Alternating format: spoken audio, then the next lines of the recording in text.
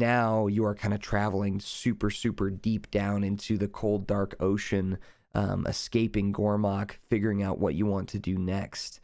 With you, with your party, we have Shisa, Leon, Fergus, and Crocus, but you also have Trevor, who you saved. My boy. And that changes a lot of the story as well. All of these decisions you've made change a lot of what happens in the story. You also rolled an incredible roll, I think from Shisa. It was either Shisa or Fergus that rolled an incredible roll to persuade the pirates to come with you. So Jean-Paul, Grit, and the rest of the band are with you on the back of the anglerfish monster as well. You've got a large group of allies here that you've kind of made along the way with the way you've treated people and the way you've been kind to people. You've created a small band of people who are on your side, and you've convinced them to join you. But with those people comes more responsibility. It's like with Victor, you could very well end up with a lot of innocent lives on your hands, including but not limited to Trevor, the pirates who have helped you so far, and anyone else you might meet along the way. So keep that in mind. The more people you gather, the more heads you've got to watch if you really care about them and want them to survive through this adventure. If you don't care about them, that's fine, but that's something to think about as your characters dive deep into the ocean. And that is where we're going to pick up, as the sounds of the deep underwater ocean current flow past you. You have some options here. Firstly, you can head back to the mainland if you'd like and try to figure out where Shisa's relic is. Shisa's mom's relic, Vivian's relic is. That's one option. Another option is to let the anglerfish take you where it's going to take you. It's just kind of swimming right now, but it seems like it has a direction in its mind that it's headed, but it will follow your orders, Fergus. So whatever you want it to do, it'll do. But right now it seems like it's on a track somewhere. The last option is to go your own way on one of your side quests that you've accumulated throughout the campaign. You want to follow something, a lead, or whatever you might do. If you want to go hunt the alpha bear in honor of Victor, or if you want to go looking for that serial killer that you learned about, or stop more of the slave traders, whatever you guys want to do, those are options as well. So those are kind of like your 3 quest hooks right now, and I'll let you guys kind of talk it out as a group. Don't forget your NPCs are there if you want to ask them questions, but they're the band members and Trevor, so those are the only people that are with you. So what would you guys like to do? Again, 3 options. I'll give them one more time. One option is to, thank you for the host, Perseus6. One option is to let the anglerfish take you where it's going to take you. Another option is to go to the mainland and look for more information on where to find the relic of Vivian.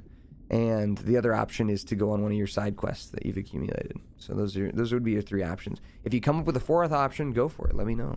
If you come up with a 4th option, I'm happy to follow whatever you want to do. Can I just say, as the person whose relic it belongs to, I am totally fine with going on the sidetrack. Okay. As in, you mean to get your relic? Or... Like, no, to let the fish go where it wants to go. I can wait. Are you sure? Yeah. Okay. I'm down to as well if Leon and Crocus are down. I was gonna say, I kind of like the big guy and would like to see where he takes us. Okay. All right. So it seems like the decision's been made, and whatever you guys decide, the group that's with you is going to go with, because they are following you. They see your power, they see your strength, and they are the group that's with you, the band and Trevor. They are listening to you intently. Whatever you want to do, they're following. I can't guarantee that they'll help you through every situation, but they'll be there for you and follow you, and they seem at least devout in that way. You're not sure if it's because of your demigodliness or what it might be, but these people seem at least enamored with you enough to stay with you.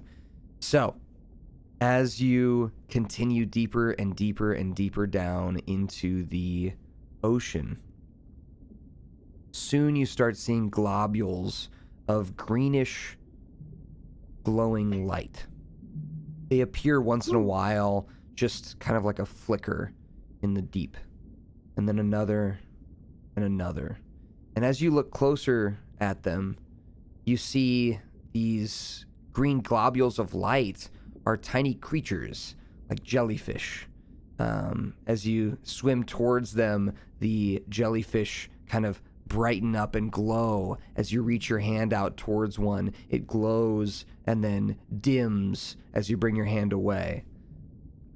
They appear more and more and more and more to the point where the anglerfish is kind of parting them with its nose and its light. It's like parting a big underwater sea of this like school of jellyfish, and it goes on for what seems like miles, lighting up this area of the ocean. Does anyone want to do anything before I continue on? Does anyone like to stop me and do something with the jellyfish at all? They don't seem like they're attacking or anything. Should we do perception checks? If you'd like to, what would you like to look for? Anything in particular, or just want me to tell you what you see? I don't know, maybe like the jellyfish are poisonous or scary or something. Roll me a nature check then if you want to see if these are Sorry. a type of jellyfish that would hurt you. Okay, I'll do that. Okay. With an 11 nature check, Shisa, these jellyfish, most jellyfish you'd say, you would think at least the tentacles are poisonous. So you don't want to touch the tentacles of these jellyfish. But from what you can tell, based on your perception and your nature, these jellyfish don't seem harmful in any way. They don't seem like they're going to, you wouldn't die from touching one or even probably ingesting one. But, you wouldn't want to swim out into the middle of them and let their tentacles like rub all over you and then, accumulate a bunch of poison inside you. That would not be good. But, as long as you stay inside your little air bubble that Fergus has made, you should be fine. And they're not going to like attack you. They don't seem dangerous in any way, in that way. They're not going to like viciously hunt you or anything. They're just jellyfish. But they are kind of cool.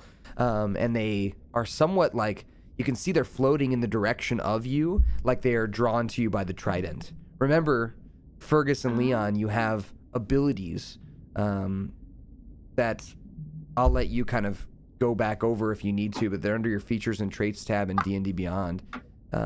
Those abilities, you can use them anytime, including the abilities of the trident. So.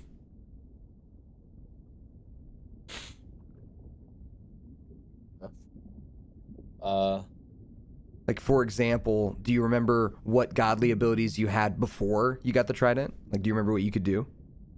I could waterbend, right? Yep, so you could do some slight water bending. You could breathe talk underwater. To the jellyfish?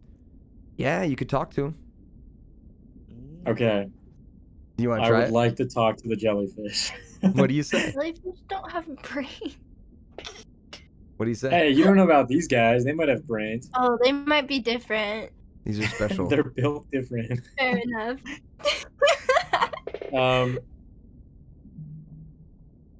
I want to like lean over the boat or lean over the side a little bit and be like, "Hey, what are you doing down there?" Okay. As you like, do kind that, of dopey. okay. As you do that, the jellyfish form into the shape of a hand that waves at you. Hey, yo. Oh my god, this is just like Nemo. They totally have brains. Okay. I'd like to wave back. Okay. It like Hello. bends its jellyfish shaped, fingers at you, the giant hand that they've made. Where are you guys going somewhere? Could you point that way? They make like the shape of a question mark. Okay. How would a jellyfish understand? Do you Where are you floating? do you what are you doing? They form themselves into the shape of the trident. Oh. Ooh. They seem Okay, drawn wait, to you. Does Fergus have the trident, or do I have it? Fergus has it. So I Yo, just, like, Fergus, could you come here a second? Yeah. I just like, I kind of like know that Leon's doing something, but I'm not like that engaged with it. So I just like hand him the trident. I'm like, there you go, like just have it. Okay, so I'm holding it now. Yep. Yeah. Okay, so I would. This feels so irresponsible considering what we've done to get this. I would like to hold the trident over the side and point at it. Okay. Is this what you're looking for? As you do that, about 30 of the jellyfish like kind of instantly like latch on to the trident, but they don't try and yank it out of your hands or anything. They just latch onto it, and you watch their tentacles kind of wrap around it, and they continue kind of floating with you. The rest of the jellyfish make the shape of a thumbs up as they do, and the ones who are on the trident kind of like circle around it and kind of squiggle all over it. And as they do, it takes about a minute or so, and they move themselves off the trident, letting it go, and now the trident is glowing the same color as the jellyfish. Hey, Yo, that's pretty neat. So the trident, as you feel it, you feel like it has a new power. The trident can light up underwater areas now, so you can. It's like a glow stick. You can light up underwater areas. But also, you feel a tingle in your hand, like that poisonous tingle of a jellyfish, as well as you're holding on to the trident. And they form into the shape, the jellyfish around you that are communicating with you, they form into the shape of a lightning bolt. Okay. Can I blow this is sort of can I blow the jellyfish a little kiss? Yeah, blow him a little kiss. You blow him a kiss, and they form the shape of a hand that catches it. Let's go. Dude, I love these jellyfish. That's cute. Okay. So wait, so you said my hand is all tingly? Yeah, your hand that's holding the trident is all tingly, and you feel like the trident has like another new power. Oh shit. Can I like for lack of a better word, like thrust the trident out over the open air, like above the jellyfish? Like not pointing at them, like pointing at the sky above them? Yeah. As you point the trident upwards, you see the tip of the trident kind of form into like a greenish, sparkling color, like the very tip, middle prong of the trident turns into this kind of green glowing color, and sparks begin to fly off of it, and a green lightning bolt fires off into the air.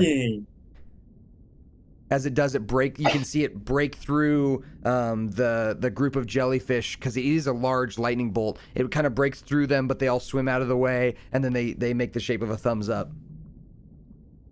Dude, okay, I have hooves, so I can't really... Or do I have hands? I'm not sure. You have hands. You have hooves on your feet. I'd like to give him a thumbs up back. I wasn't sure if I could do that or not, but yeah, you give him a thumbs up back. They continue kind of following you guys haphazardly, but they begin to kind of fade off into the distance. Is there anything else that you want to do with them before they kind of fade away? Do you want to say anything with them or talk with them at all? Or try to communicate with them at all? I just kind of want to give them a little wave goodbye. Thank you. They wave at you, and then you see their hand, the hand of jellyfish kind of fade away into the background, into the darkness of the ocean. As the anglerfish continues diving deeper. Fergus, what are you doing during this? You saw the lightning bolt.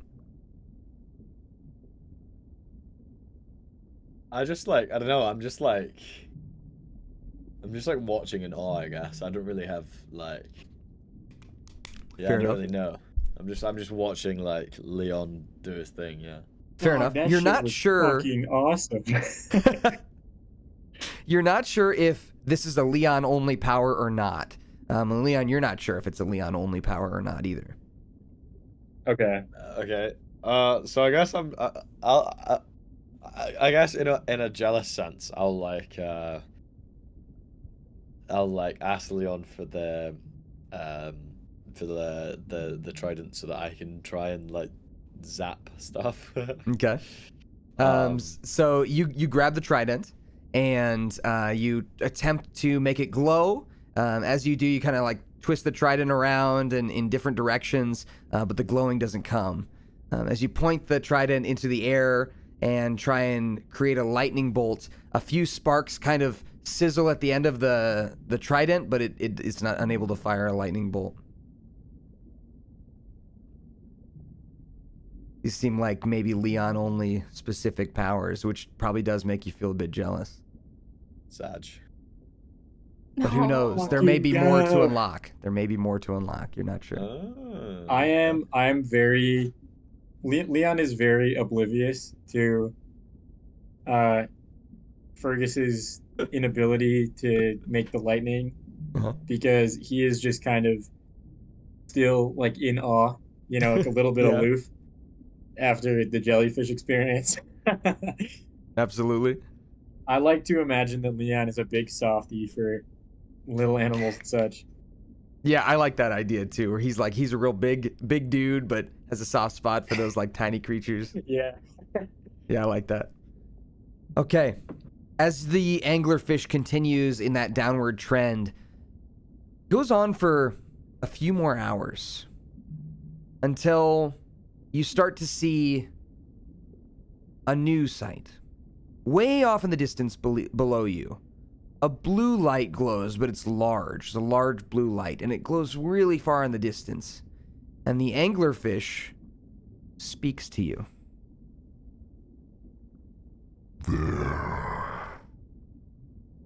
There it is. What? That is to Fergus and Leon only. They're the only ones who can understand it. Uh-oh. All you guys hear, Shisa and Crocus and the rest of the group, all you just hear is like underwater noises.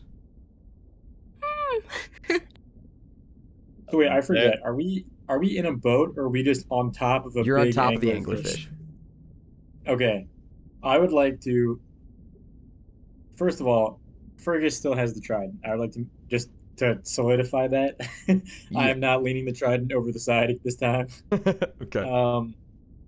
But I would like to look over into the water below because I have a suspicion. Okay. What are you looking for? I mean, you tell me. I'm looking for anything. Okay. I just heard a big spooky voice. So that is the anglerfish that you're on the back of, and it's telling you that you're approaching whatever it's coming towards. You guys are probably at least half a mile underneath the surface of the water. You guys have dove and dove and dove and dove and dove. Now, at least half a mile. You're unsure exactly how far you've gone, but at least half a mile. And in the distance, you can see this whatever it's looking at, this glowing blue light that's even deeper, is probably another few miles away from you. It's very far away, but it's just it's like a big blue light. You're kind of unable to tell any details of it. Wait, so we're on the surface, right? No, you guys are underwater. Oh. Fergus Wait, so made an air bubble around you. Oh shit. Okay, I totally forgot. No, you're good. Damn. So this whole time you've been submarine vibes. You've been underneath the water, including when you met the jellyfish. You met them pretty deep. Okay, I understand now. So it's continuing to go like the fish, the anglerfish is continuing like going down in that direction, just straight down towards that blue. Is there any kind of like perception or like nature check I could roll with to investigate it? Sure, yeah. Anyone who would like to roll me a perception check may. This is going to be a very high number to try and beat because it's very far away at the current point, but you can try it out. So perception or nature, you said? We'll just do perception here, and then I wasn't sure. Moonsy, make sure you open up or launch the game on Roll20. There we go. Perfect. I know, I forgot. No, you had it. You were perfect. I just jumped the gun. Okay, we got 16, 20 from Leon, and then Fergus, are you rolling it all or no? Yeah, 2 secs. I just accidentally minimized my shit. You're good. There it is. Perception, boosh. All right. Right. So, Shisa, Crocus, and Fergus, it's not really much to see with those rolls. Like, you can kind of tell that it is in the shape of a large structure of some kind, but unable to tell exactly what it is. Whereas Leon, you hit the number I was looking for, which was 20. So as you are looking at that large globule of blue light in the distance, you can tell it's a structure made of glass. It's kind of circular and has a large spiny point on the top of it.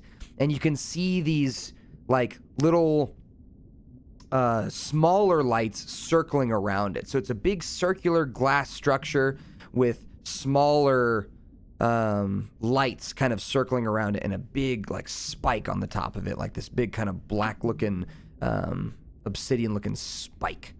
And you recall that around this area there were a lot of those Triton people, which are they're blue with gills, they have webbed fingers and toes, they have like scales all over their body, or they have like the exoskeleton of like a crab. So they're like underwater sea people, but they're humanoid. You know, they have 2 legs, 2 arms. You met them. They actually attacked you guys while you were on the pirate ship. They attacked you with the octopuses, if you recall. I was gonna say, do they have sharp teeth? They don't necessarily have sharp teeth, no. But they have sharp weapons usually made of like bones and things. Okay. But if you're riding this anglerfish, you probably don't have too much to worry about in terms of them trying to attack you. Okay. The anglerfish seems confident. And it seems headed This straight is for it. true. I mean, anglerfish has pointy teeth, so. Oh, it sure does. Its teeth are as long as 2 of you. Hey, yo, big boy, big boy. So now this is where I'm Yeah, giving you an okay. opportunity to, if you would like, you can let it keep going and just see what happens as it gets closer to that, or you have the trident, so you can order it to be like, no, fuck this, we're going somewhere else. It's up to you guys. I want to make sure I give you that agency to decide. I mean, we've ridden this train this far, you know? No sense in getting off. I'm with ya. I'm I game. want to see where this is gonna take us. I'm game to check out Atlantis. Mhm. All right. Sounds good. I So- just think we've made it. Like, this has been my attitude throughout most of the campaign, but I have this weird attitude of infallibility in that we have just made it out of so many dangerous situations that, like, I feel like we could puzzle our way out of anything, especially if we're, like, literally surrounded on all sides with water. You guys are in your element right now. This is kind of like, this is home field. Yeah, that's fair. Okay. So you allow the anglerfish to keep going, and you hear it speak once more to you. As it speaks to Leon and Fergus, it says, These people, they will love you. But you must convince them.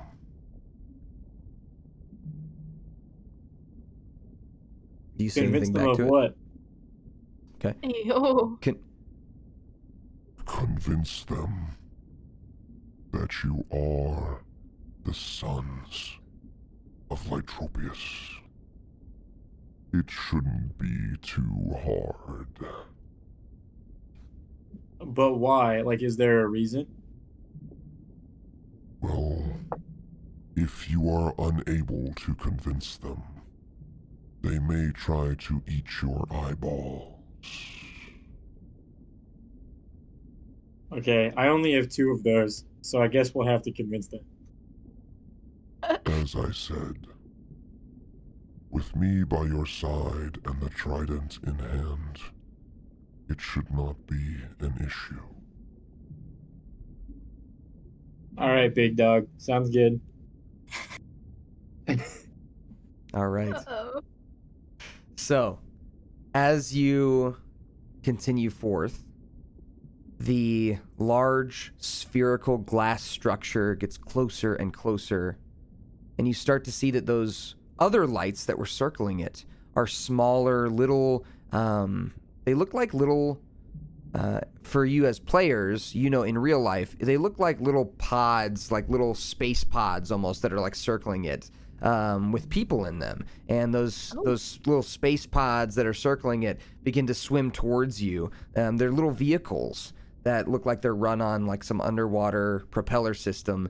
And as they come towards you, they are also completely glass, so you can see inside. They have these Triton people inside them. The Tritons, again, those blue-skinned, gill-finned people who had attacked you earlier. And as they approach, the anglerfish kind of comes to a slow stop, and the little machines surround you. The little space pods that they have surround you, and you see on the underneath side they have what look like miniature cannons. Those of you who are pirates, aka Leon, you have a familiarness with weaponry and artillery and cannons. They look like miniature cannons underneath, and they're all aimed at you. So they've surrounded you and kind of aimed all of their cannons at you. And you hear one of the little pods that's kind of up front as a voice hollers out, Who goes there?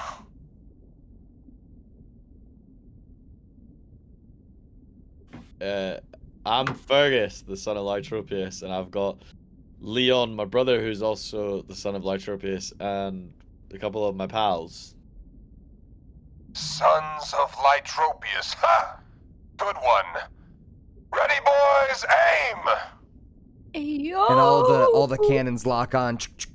You hear these clicking noise all around you. Leon, do a lightning bolt right now. All right. Make I it have been- glow or something. I have been practicing for this moment. I have now done this once before, but behold, the lightning powers of the god of the sea. Should I make a roll for this? Sure, roll me a performance check. Okay, sick. Nothing could go wrong here. Let's do it. Hold on. Performance, you I'm said? knocking Yeah. on wood. I'm knocking on wood. Oh my god. That's Let's pretty go. good. That's pretty good. Okay, so you point the trident upward, and as the middle tine of the trident, the middle rod glows that greenish color, you fire a sea green lightning bolt up into the air, and it shakes the water around, displacing it and kind of pushing the little pods backwards. And in awe, all of the creature's eyes get very large. And the one who's been talking to you, he says, So what? It's just a lightning bolt. It's nothing special. Ready, boys, aim! I grab the trident off Leon, and basically I'm gonna waterbend, and I'm gonna put the cannons into like air pockets, like the same air pocket we're in. I'm just gonna like put all the cannons into air, because then that way if they shoot, it would have to like perforate into the water, and obviously would make it miss. So okay. yeah, I'm just gonna like waterbend, I guess. All right. So you bring the trident up, and as the cannons begin to light up with this energy, they fire out what look like these bone bullets. They look like bullets made out of bone. And as they do, they slice through the water and then into the air pockets that you've made as you bring the trident up.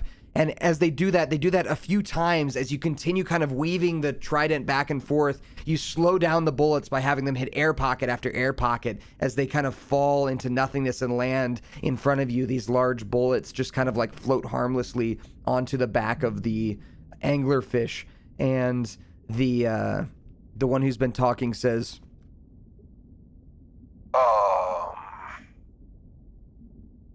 Okay, we'll show you in.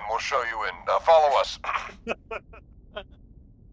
as he motions the rest of the Tritons to like lower their weapons and lead you. They give you an escort over to the large circular glass sphere that you had seen from the distance, Leon. They lead you up to that large building, and as they do, the glass kind of opens up, like a small hole in the glass opens up, and you all float through there. You would have to leave behind the anglerfish as the Tritons are like waving you on through the small hole. The anglerfish would not be able to fit through it. Do you want to leave it behind? Oh boy. Wait, so why can't we bring him with us? He's not small enough to fit through the entrance they've made. Oh. How does the gang feel? I mean, can we make him? Can we like a car? Can we just like make him just wait outside for us? Maybe. You can ask him. Park the anglerfish. How about we We're gonna- tie him up to like a little post like a dog? No. You could just tell him, hey, can you just wait here for us? Or I don't know. Is there another entrance for our fish to come through? Who's Like a doing the big- speaking and who are you talking to? Crocus, Oh! are you who are you talking to, I guess? Do you want to speak with the Triton who's been leading you, the one who's been kind of speaking to you over the megaphone?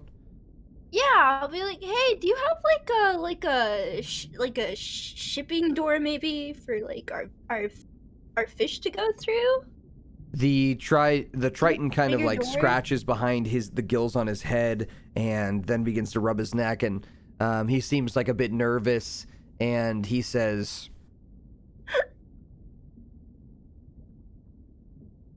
We will bring your large fish friend through the storage entrance. Thanks, I really appreciate that. Sure. he doesn't seem happy about it. But he waves the other Tritons, and the ones who aren't him, they lead the angler fish towards what seems like a back entrance, and the rest of you follow him through the small opening that he's created, big enough for you guys to fit through. And inside of this large glass structure, it's like a big open city, like an open floor plan kind of city. You can see into most of the buildings because most of them are also made of glass, but there are privacy draperies and things in front of a lot of the windows of people's houses and things that live in these like large spiraling structures that go up in this glass shape. There is some foliage down here, a lot of seaweed, that like giant seaweed coming up from the bottom of this glass sphere. Imagine a snow globe. You're in a snow globe right now, basically. But imagine you could visit all the things that you see in the snow globe. That's basically what you're in right now. So like the bottom of the globe is all foliage and buildings and things kind of coming up from the bottom of the globe. And the top is all open water for you to swim around in. You see vehicles kind of like putting from place to place around the top section of this, which is where you guys are. And the Triton seems to be leading you to a large center building inside here. Looks like some kind of, palace of some kind in the very center. But there's a lot of places you can go. You're also not being forced to do anything, whatever you guys want to do. So, with that said, do you want to continue following the Triton to what seems like the palace that he's headed towards? Or would you like to explore around somewhere else and just ditch him? I say we follow. I agree. Okay. What do you want to do? She said Leon? And Leon. Well, do you think that we can like explore later? It's totally up Should to you be guys. able to. Totally up to you guys. This guy, Yeah, let's he's not save been that for super nice later. to you, but he seems like he's reluctantly leading you towards the palace. Yeah, maybe let's look around after we go to the palace. All right. Mhm. So you continue following him in his little space pod as he leads you towards the palace. Leon and Fergus, you're able to use the trident to kind of help speed up this process. Fergus, actually, as you're holding on to the trident, you begin to discover that you can thrust the trident forward, and it allows you to like swim forward much quicker. And it just allows you to kind of travel Well, like faster. in Minecraft. Exactly like Minecraft. Exactly like Minecraft. So it with allows you to that- kind of do that, and people who hold on to you can kind of follow you as long as they're strong enough to keep holding on. So you kind of thrust yourself forward, but he slows down enough so it's not a big deal for you guys to just swim after him. You hear from the megaphone that he's got on board. He says, My name is Iktikik. I like that name. So, NPC name, if you want to write it down, if you're making any notes. Important, seems like he is the leader of, like, the guards of this town. His name is Iktikik, I-C-H, and then hyphen, and then T-E-K-I-K. Iktikik. So, as you continue forward, he leads you towards the entrance of this big glass palace. There are these beautifully armored guards outside the palace, and they seem like they are, like, crustacean people. They have large lobster-like limbs, and they are wearing this, like, beautiful cyan-colored shell armor all across their bodies. They've got those tiny little lobster eyes that kind of stick up out of their helmets, and they have, like, big swords and huge pikes that they're holding on to, kind of standing guard. There's 6 on each side of this entrance to the palace, and they all kind of stand in the way. One of them kind of holding its claw up. Something you'll have to imagine because I don't have the voice filter for it, but when they speak, they have, like, a bubbly kind of like underwater, like kind of, filter to it. I don't have one of those, but just imagine that's what it kind of sounds like as they speak. So one of them kind of holds up its big meaty claw and stops you all from entering and says, Iktikik, what brings you to the palace? It is not a day for your meeting with the queen. And Iktikik says, We have the Sons of Lytropius here, I think. and the crab guard kind of tilts his eyes back and forth, his little lobster crab eyes, crustacean eyes, and he looks at you all, and he says, "Why don't you prove it then?" Leon, do you wanna go first? Iktikik shrugs. All right, round 2, baby. Let's get it. I'm gonna make another lightning thing. All right. Where do you want to fire it? Because this lightning, you gotta be careful. There's a lot of glass stuff around you right now. So if you fire it straight upwards, you're not sure if it'll dissipate by the time it hits the top of the glass sphere that you guys are in. It might, but if it doesn't, it might break the glass sphere. You could. I would like to. Okay.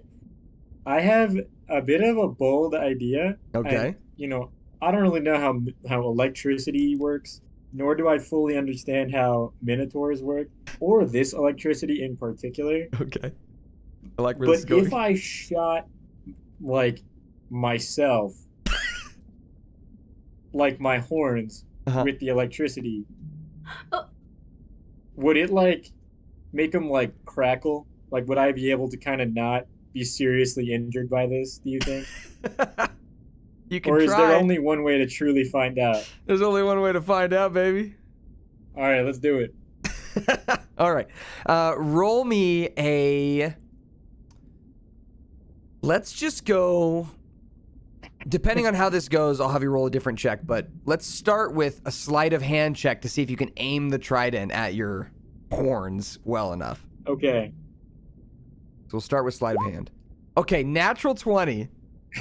Okay, so you're able to kind of aim the trident perfectly at your horns, which kind of like come out at an angle. And with that, go ahead and roll me a performance check with advantage. So roll twice, take the higher number. The dice have never failed me before. Never. Good thing you have advantage. All right, 13. Let me roll something real quick. Okay. Last thing I want you to do is roll me a Constitution saving throw, please. Oh, shit. So top left of your character sheet, saving throw box. That's never been great. Uh-oh. Not bad. Excuse me. Okay, you take 8 points of lightning damage from the lightning hitting your horns, but then it begins to spark back and forth between your horns, kind of like have you ever seen like somebody like get shocked, you know, and like the spark happens between their finger and like the piece of metal? It's kind of like that, but between your horns, it's just like constantly like zzz, back and forth. Your next horn attack for, we'll say a minute, your next horn attack would deal an extra 3d6 lightning damage. With that said, you create a spark between your horns, and the crustacean guard goes, "Wow, that's impressive. We'll allow you through." And they kind of step aside with a stepping aside, all the guards kind of move out of the way, and the large glass doors open with a allowing a bunch of water to rush in. Human taser. I love that. So, as you enter into the main hall of the palace, it is a mostly empty main hall, but just, it has these large glass pillars, 6 of them on each side. Under your feet is a beautiful red carpet that kind of leads up to a grand stage on which a beautiful Triton woman sits in a throne, kind of nonchalantly leaning back. One of her legs kind of sticks out from under her dress while the other is kind of covered by it. Her dress is this like yellow kind of amber color, and her skin is that very beautiful kind of cerulean blue sheen. It kind of shines with the light from the like globules of light that they have kind of floating around here. Her crown looks like it's made of coral and gold as it's around her head. She has a thin face, almost no nose. It's like almost flat where her nose would be, just kind of some nostril holes. But she's got these beautiful like furl of gills that kind of come out. Fins that come out from where her neck is that almost look like a natural collar to the dress. Bunch of bone jewelry hanging from her frills and her fins, a bunch of rings on her finger. She's holding onto her own trident that looks like it's made of pure gold, and she's just leaning in this chair, kind of like with the trident leaning on the chair as well. Very nonchalant. She looks disinterested, would be the word I would say. And you hear her in her kind of low voice boom across the entrance, and she says, "What have you brought me?" And the person who's been leading you, Iktikik, goes, and he's still in his little copter thing, his little space pod, is leading you. He says, I have brought you the sons of Lytropius, I think. and she raises an eyebrow, showing the first bit of interest that you've seen from her. Her droopy eyes kind of get a bit wider, and she stands. She kind of adjusts herself in the throne and then stands on this large grand pulpit at the end of this grand hall. It takes you guys a while to make the distance from the entrance to her. It's like a 5-minute walk. It's such a large palace. But you finally are able to kind of come up on her. No guards inside this building. And even as Iktikik kind of leads you, she puts her hand up and she says, "Leave us, Iktikik. You've done well. Goodbye." And he kind of just nods and he says, Yes. No worries. My pleasure. and he kind of puts away in his little space pod.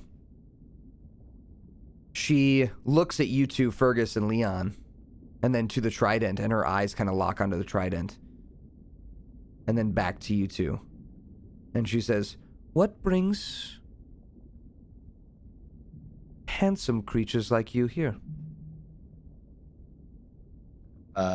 Well, we were just on an anglerfish's back and it brought us here. Is that the anglerfish they brought into the storage entrance? Yes. I thought it was peculiar. I haven't seen that anglerfish in over 100 years. Why so long? Do you have a name? She smiles. She says, "You do not know my name." No, not Gods you, of the the sea. anglerfish. What'd you say? I said, no, not you, the anglerfish. Does he have a name? She smiles and she says, "It goes by many names. Terror of the deep, voice of hunger, luminous broodfish, Okay, but what do you call him? Petey." All right, perfect. Thank you. Yes, I call him That's our Petey. boy. Petey the anglerfish. And you all, what may I call you? I'm Fergus. They call me the walking taser, the bravest pirate around, That's a long name. the Do you write that gentle on all of giant. your documents? You write that all in your documents, that whole thing? Oh, Around the office, they refer to me as Leon. I see. Oh no, Jinx just cut out. No worries. Oh. She laughs and are you trying to be serious or are you obviously joking with her? I'm joking, but not in like a condescending way. I'm just purely trying to be kind of funny. Okay. I'm not trying to be rude. Yeah, okay. All right. Rolling for her. Okay. She laughs. Kind of like a low like That's funny.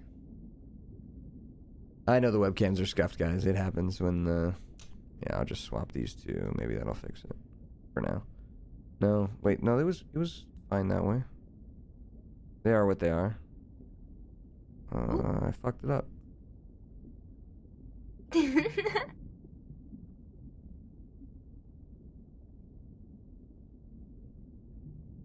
My webcam scuffed though. All right. Give me 1 second here. Fix this.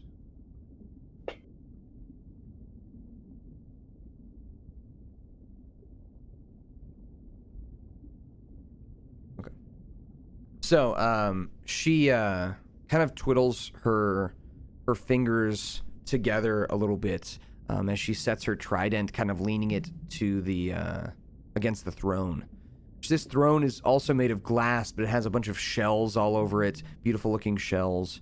Her eyes kind of flare with an amber color, and she takes a step down from her pulpit that she's on, her grand kind of stage that she's standing on. She takes a step down, and another, until she's eye to eye with you all. Leon, you are about as tall as her. She's maybe slightly taller than you, Leon. Just slightly though. She is muscular from what you can tell. She's intimidating in her presence as she kind of like leans in close to you, Leon. And then she immediately kind of darts her eyes over to Crocus and she says, "And who are you?" Hi, I'm Crocus. Nice to meet you. Crocus. Are you two a thing? She kind of like points to Leon and you. No. She kind single. of she kind of smirks. She says, "Oh, good." And Let's go. Dommy mommy. I did not say that out loud for the record. That was an internal monologue. She tilts her head and looks at Shisa, asks her who she is, and Shisa responds outright. She says, "There's something special about all of you. I can sense something coming from, yes, your pocket there, Crocus. What is that?" I pull out the seed. Well, I probably should have introduced myself better. I'm Crocus, daughter of Moira. Ah, you I really kind of hold out the are. seed. I can tell. Hey, bring me some seaweed. Bring me some seaweed. One of the guards kind of stomps in with a handful of seaweed, fresh seaweed, and brings it over to the queen, who you still don't know the name of, but the queen takes the seaweed and then holds it out for you, and she says, "Show me. I want to see." Okay. How do I want to go about doing this? You could do the like power that the seed gives you, where you can like roll to see what comes off of the We'll do Blessing of Moira. yeah, the blessing of Moira, that's what it's called, if you would like. Let me find it real quick. There it is.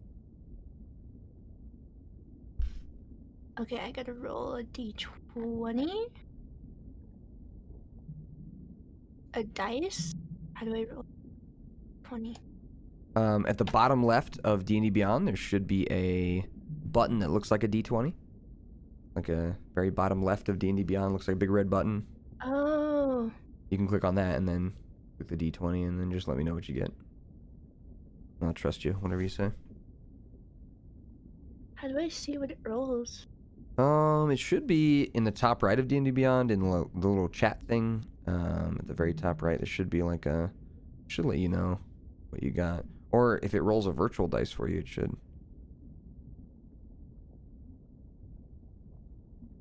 Oh, I don't see anything. Okay. Then let's just go to Roll20, go over to the Roll20 tab where we have our rolls show up. In the little chat box in the bottom right, do /roll and then just lowercase d20. Oh my goodness, roll d20. Doesn't like me today. Mm-mm.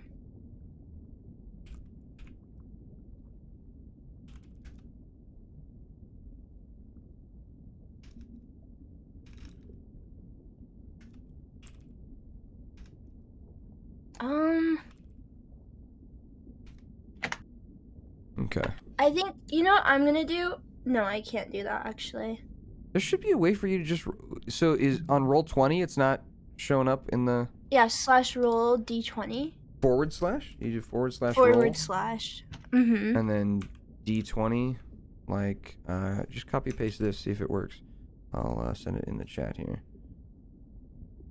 Doink. If you copy paste that, does that not work? Oh, there's a space.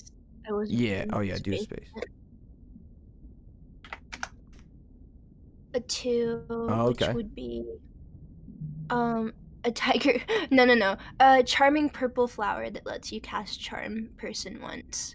Okay. So as you place your hand on the seaweed, little purple flower appears and kind of stems out from the seaweed. It's actually its petals, which would normally be regular flower petals, almost have like a seaweed-like quality to them. It's kind of a special-looking flower now, very rare. Probably would be very unique for someone who collects flowers. This is a seaweed flower. So you've created a seaweed flower that you can use to cast Charm Person. And she raises her eyebrows and she goes, "Wow, that is incredible." Thanks. Yes. Well, feel free to use any of our seaweed to do what you do, Goddess of the Harvest. Oh. And you, Shisa, yes? Is she back? Sorry. Hi. Yeah. Hi. So the queen lady's talking to you. Did you happen to hear my description of her at all or any of that? No, I unfortunately cut out like right when we were talking about the name of the anglerfish. She's a big mommy dommy. Okay. So yeah, she kind of has been hitting on Leon a little bit. Just What's her name? You have not caught that yet. You haven't gotten her name Oh, yet. guys. But she got yours. She said, I'm sorry if you didn't want to give it to her. We can that's backtrack it fine. if you want. But she asked just like, "Who are you?" And you said Cisa kind of thing. If that's okay with you. Yeah, that's fine. She said that all of you were kind of interesting in some way. And she also, I also described that she is about as tall as Leon, so she is actually a tiny bit taller than he is. Very muscular, kind of intimidating in her presence, large, much bigger than you or even Crocus, much bigger than Fergus, and kind of stands with a posture of superiority above everyone, above all and everyone here. But she does say to you, Shisa, and what about you? What do you do? Well, I would like to backtrack to the point where she asked if my name was Shisa, so I can ask her name so I can know her name. Okay. So, roll me a persuasion check. Oh, okay.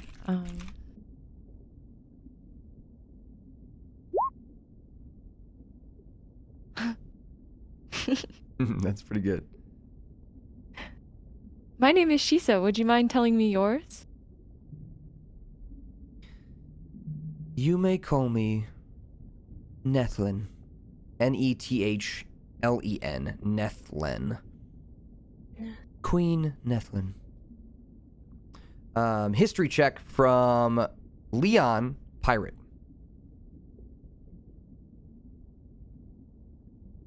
If you're there, Leon. Wait, hit me with that one more time. I'm sorry, I'm a little. You're good. You hit me with a history check because you're a pirate. I'll let you roll. All right. Okay. I didn't catch that last bit, so let me do that real quick. No, you're good. My apologies. So her name is History. Queen Nethlin. You may have heard of her on your time at sea. We'll see with your history check. 13. You've heard the name in passing. Queen Nethlin has been ruling over this area of the sea for a long time, well over 100 years. She is a fairly neutral party. She doesn't side with most people. She doesn't start wars. She doesn't try to invade or even try to help anyone, even people who you may think would be in need. She is the kind of person who stays out of it and away from most things. She also is very much xenophobic for the most part, not really allowing outsiders in or to stay for very long. But because of your having the trident and because of your persuasion with getting them to believe that you are the sons of Lytropius, you stand here before her. She's a bit skeptical, but also curious. She has this air about her like she hasn't had visitors in a really long time. So, as she kind of leans in to kind of see all of you, she then kneels down in front of Fergus, and she really like leans in close to your face, Fergus, almost really close to your nose, and she says, "And you're a son as well, son of Lytropius." Yes. He seems more powerful than you are. She points to Leon. Why are you weak? Yo. I'm kind of oblivious, so I just don't think anything of it. I think I'm gonna cut in and I'm gonna say, well, respectfully, Queen Nethlin, I can assure you that he's just as strong. Would you like to Physically. prove it?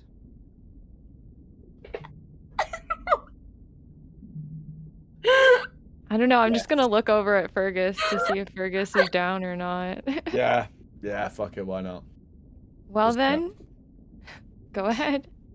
She gives a laugh. She Okay, let's set you up in the arena then. Ooh. What do you say? Both of you? Leon?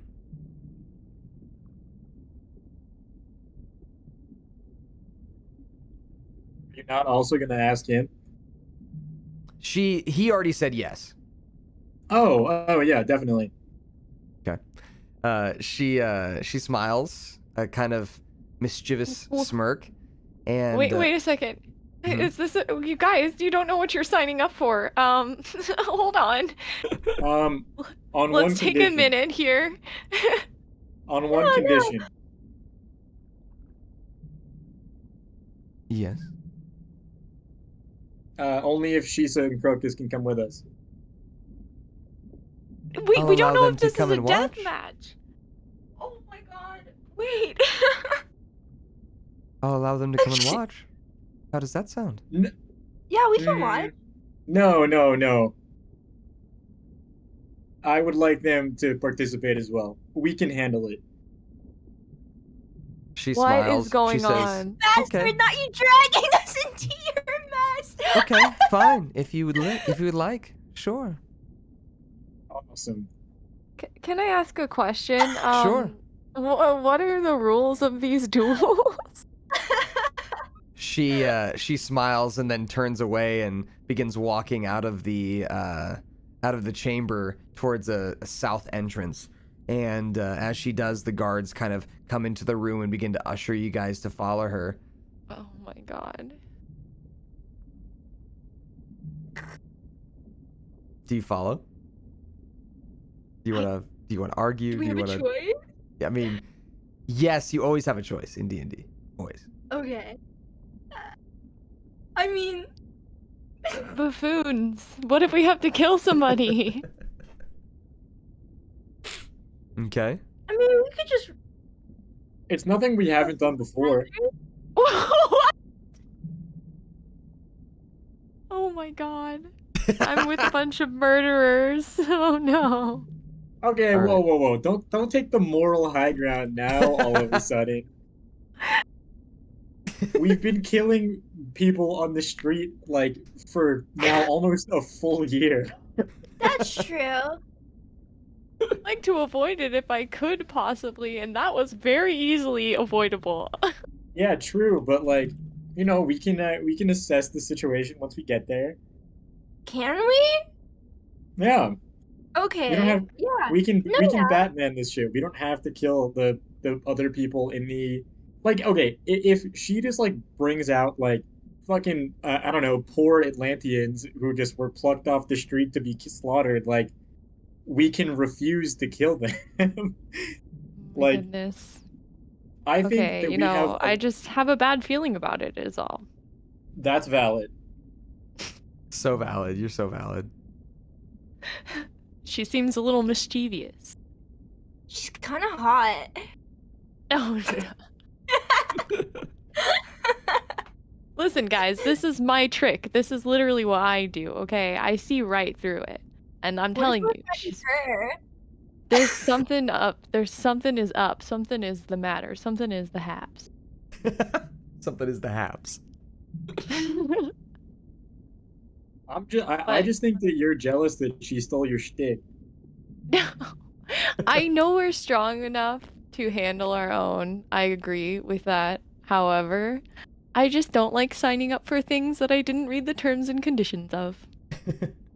I mean, worst comes to worst, so we can be like, actually, can we sit this one out? I think she wouldn't.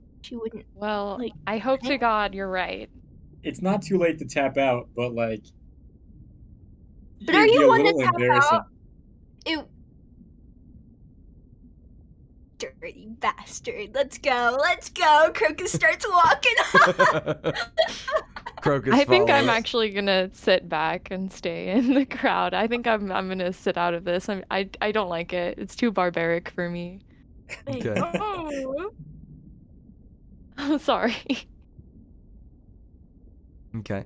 As you kind of follow, the guards kind of push you out of this room to follow the queen. She leads you to a kind of underground walkway. Goes from her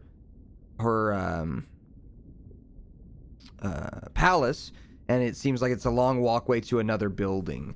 You're kind of under this soily looking dirt that covers the bottom of the glass sphere, and that has all the seaweed and stuff kind of sticking out of it. So you've kind of traveled beneath that to an underwater stone passageway.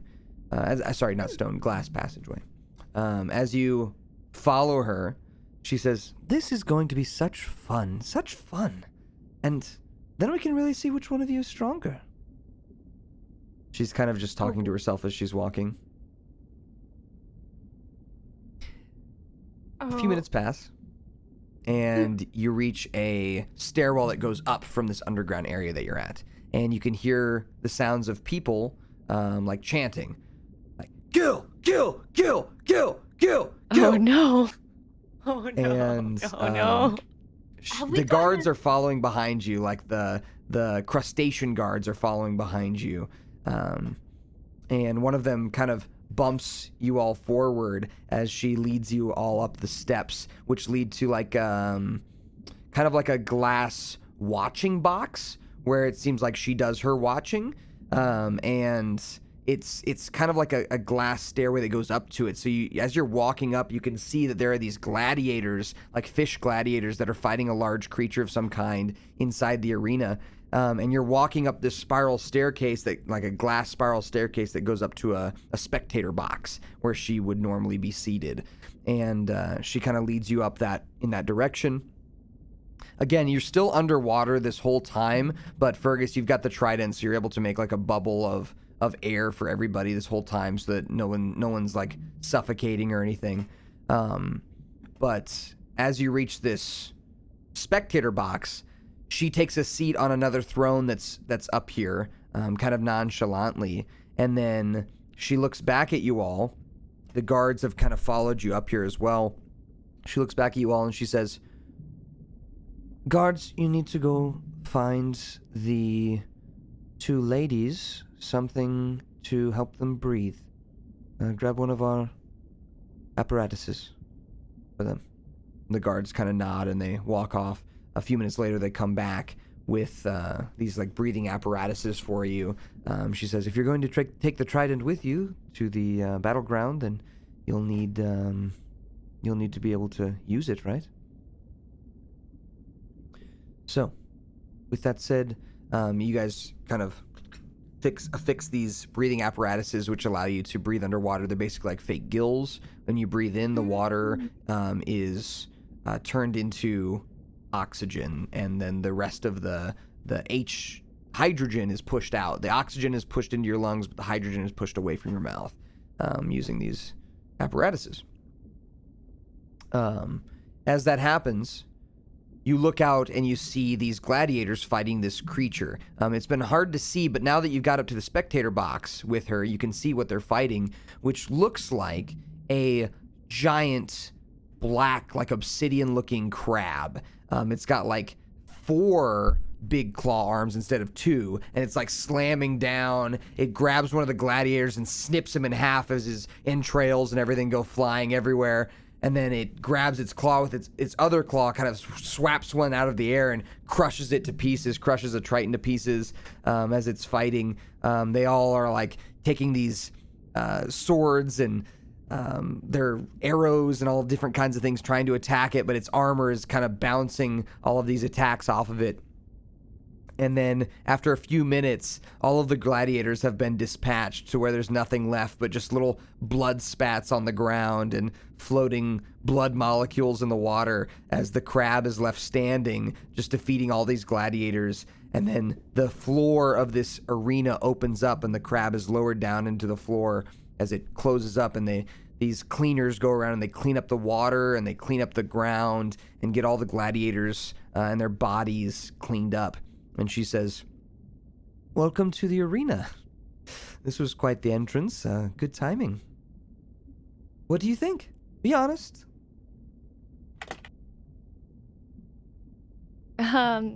Sure does look fun. Man, that's really cool. Roll a deception check. Both of us? Well, I think Crocus was being less genuine by saying, "Oh, that's cool." Like, that's pretty good deception. She says, "Isn't it though? Isn't it just amazing?" No, it's really great. Oh my goodness. Isn't it, guys? Wow. So, all 4 of you are going in then, yes? Oh, my religion is against fighting, so I'm gonna sit this one out. I see. Well, if you sit this one up, then Crocus, I'm afraid you'll have to sit this one out too. For Oh what? no, Crocus, that's horrible. Such- I'm so such a sorry. Oh, I was really looking forward to fighting the crab.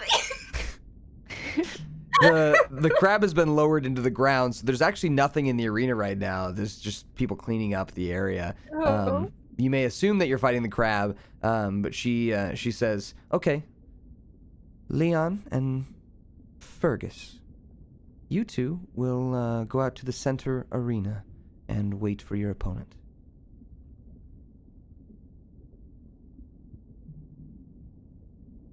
Ayo.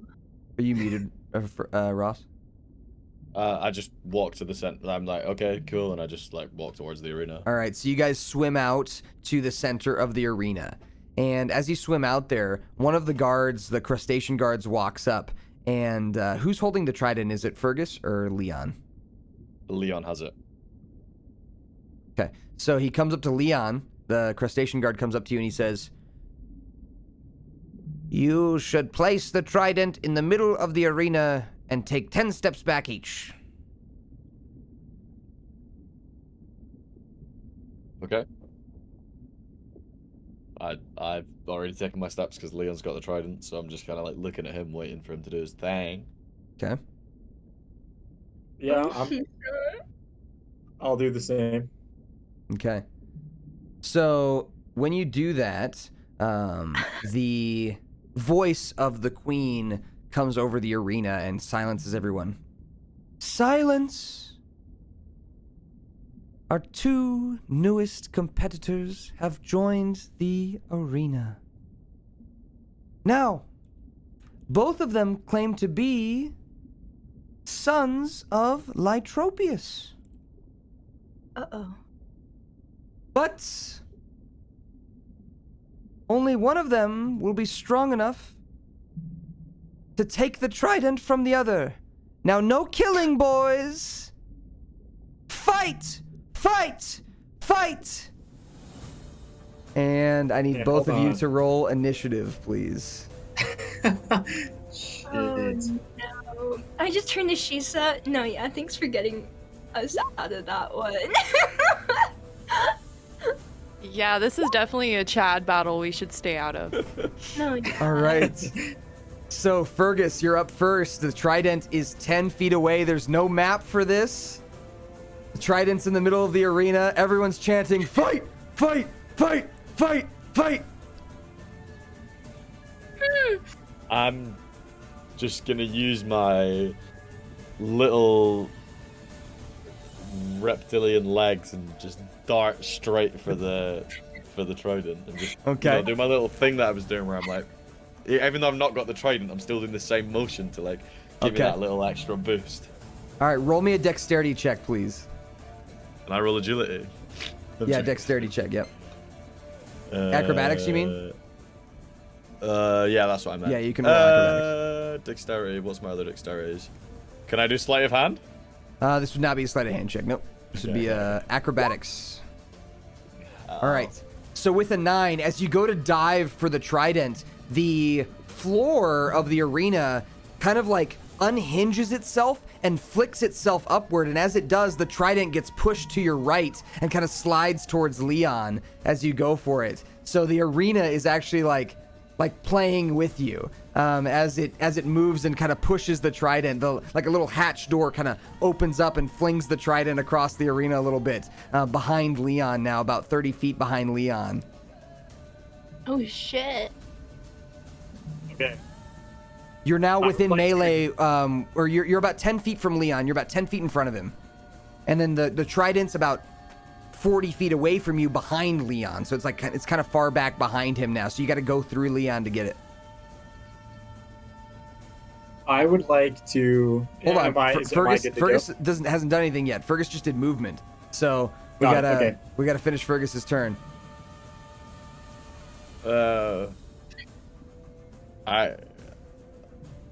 I guess I'll walk towards the trident. So, Okay. So are you gonna try and circle around Leon, or do you want to just walk through him? I'll just walk through his legs, yeah. Okay, you're gonna try and slip through his legs? Okay. Yeah. So as you walk into Leon's melee range, you need to make a decision here. Do you want to disengage as a bonus action, or do you want to risk him taking an opportunity attack on you? Because if you walk out of his range without disengaging, Leon gets to choose whether or not he's going to opportunity attack you. Oh.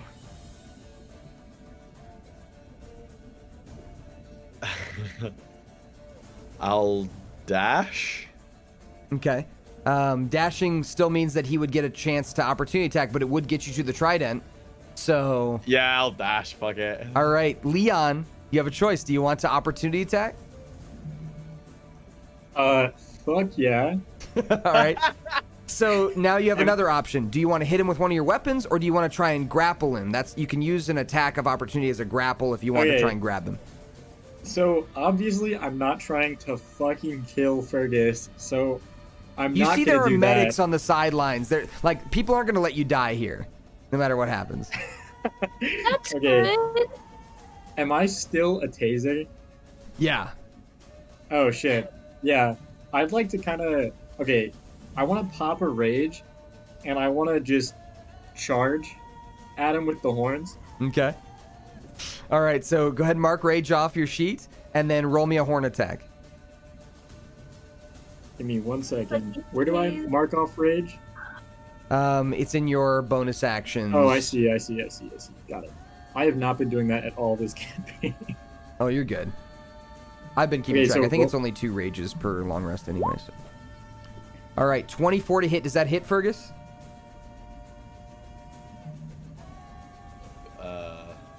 Armor class. Well, my armor class is only 15, so... All right, so yeah, go ahead and roll damage, and then Colin, roll an extra 3d6 lightning damage.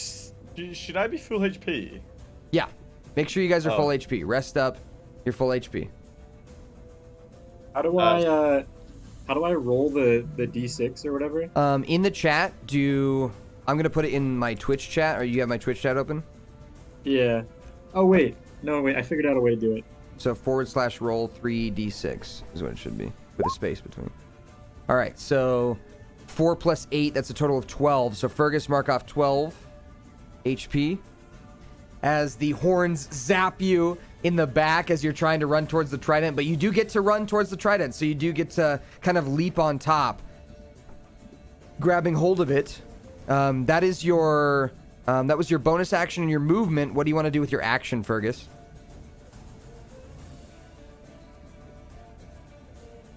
I mean... Where am I? Where am I? You're Am I behind, bes- like, you are about 30 feet away from Leon after he just zapped you with his horns, and you're holding onto the trident. It's just a big circular arena. Perfect.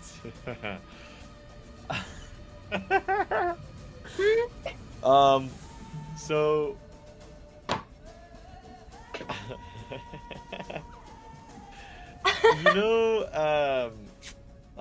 fuck.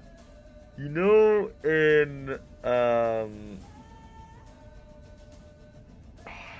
am I gonna describe this?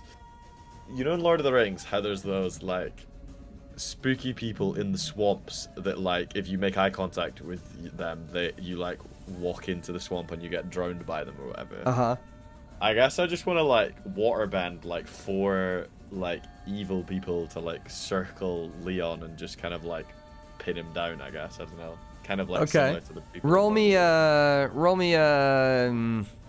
this one would be, I would say, let's do a religion check to make, like, spiritual people that would, like, hold him down with water. Let's do a religion check. 17. Okay. So these water-like creatures surround you. They look like humanoid creatures surround you, Leon, and they go to jump on top of you and hold you down to the ground. Roll me a strength saving throw, please. A strength saving throw. With an 18, that beats the 17 religion check. So the watery creatures jump on top, but Leon's able to just, like, push them off as they dissipate into water. And that's gonna bring us to Leon's turn. Leon, you've Fuck got you with your movement, plus action. 5, Leon. Fuck you. Dude, the +5 is such plot armor for shit like this. Okay, wait. So do I need the trident to do like lightning shit or? Yeah. Oh fuck, dude. Could you imagine if I was just like a giant like pirate Pikachu bull thing? Fuck. Okay.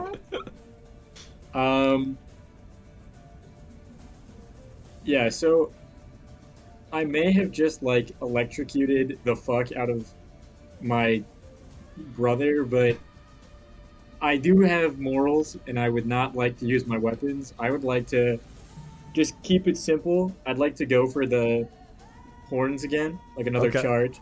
All right. I'm very much so not focusing on the trident because Okay. I just feel like it's very Minotaur instincts to just be like, Get rid of there's the a target, person, and then they you were, can have the like, trident.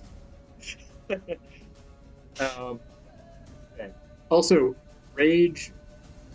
Have we been what does rage do again? It makes it so you you- take half damage from sources of bludgeoning, piercing, slashing damage, and then also you have advantage on strength saving throws, I think, as well. Oh, So okay. You get to roll twice, I take the higher see. number. Advantage on strength checks, Strength checks. and saving throws. Strength checks Not and attacks, saving throws. Okay. Okay. And then +2 melee damage. Okay. Yeah. So when you deal damage with a melee weapon, you deal an extra 2. Okay, sick. I'm gonna do the horns again. All right. Go ahead and Okay, roll a horn charge. attack.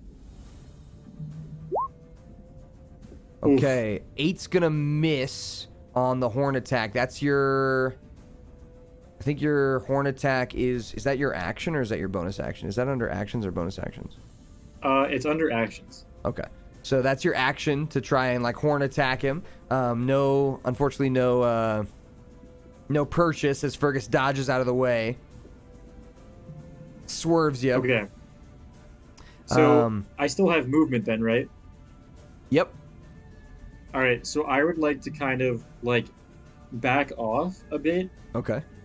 so I'm out of, I guess, melee range, but I'm kind of like setting up for another charge with the horns, I guess. Okay. So you kind of back up, like kind of stomping your hoofs, like getting ready for another charge. Yeah, As yeah. you back I'm kind up, of making a show of it. okay, good. The crowd is like cheering for you. Fergus, you get an opportunity attack if you want it. Yeah, I fucking want it. Okay. Yeah, what are you choosing? This guy's getting absolutely battered. You know what I need to do is I need to add a trident to your guys' weapon arsenal so that you can use it when you're holding the trident. But anyway, do you want to use if you want to use a trident, do a /roll d20 and just add 5 to it.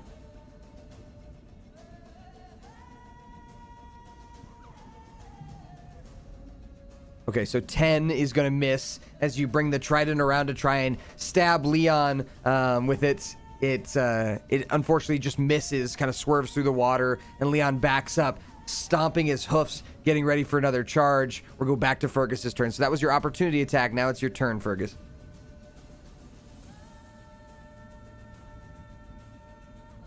Okay. So I'm gonna have a trigger action. What was it called again? When you like hold an action. and then, like- Yeah, you can hold an action. Yep.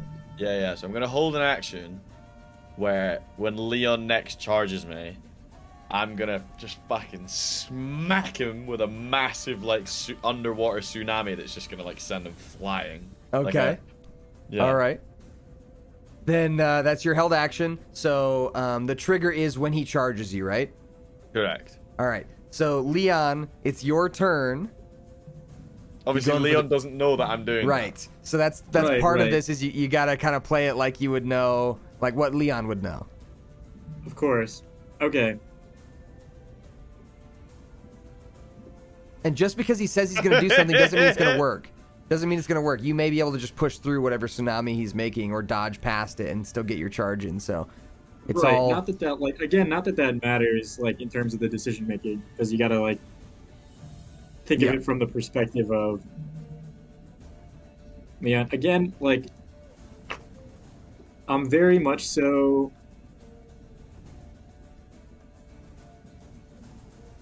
keeping it simple. Okay. So I've been doing nothing but charging with my Mhm. horns this entire like fight, I guess. Mm-hmm. So this time I'm going in for the mix-up Okay. because he's probably expecting me to go in for the horns again. Okay. So I'm gonna charge, but this time I'm gonna try to grapple him. Like Okay. All right, so still a What- charge, so still going to trigger the tidal wave, but the attack is different. So, Yes. what I'd like you to do, Fergus, roll me a nature check is what we've been doing for the tsunamis. So roll me a nature check for the tidal waves, and Leon, roll me a strength or dexterity saving throw, your choice. Okay, so I'm gonna do a strength saving throw because I get advantage on them. So I'm Okay. gonna go twice. What am I rolling? Nature, you said? Nature check, yep. Yeesh. Okay. Yeah. All right. So with the 21 nature from Fergus, but the 13 strength from Leon, you're able to create the tidal wave as Leon goes charging forward, horns down, but looks like he's about to like run and tackle you. But as he does, he leaps to tackle you, and you push the trident forward, and a huge gust of wave hits Leon, bursting through your nose and your eyes. It bludgeons across you. Go ahead and roll 4d8 damage, bludgeoning. So this is going to be halved. After the damage is rolled, you're going to half it. So roll 4d8. So 16 halved to 8. So you're going to take 8 bludgeoning damage, Leon. Yeesh. And the tidal wave Right. pushes you back to the spot you started your turn. Get fucked. And All it's right. my turn again. This will be, you still have a bonus action, Leon. So you did your action, your movement. So wait, so what can I do with a bonus action then? Click on your, in the big box in the bottom right, click on the actions tab. Oh, And I then see. underneath, there should be a bonus actions tab. And you should be able to see what you can do there, if anything. Oh, wait, so... Interesting. So, I'm kind of confused because... Okay, so my options, I have...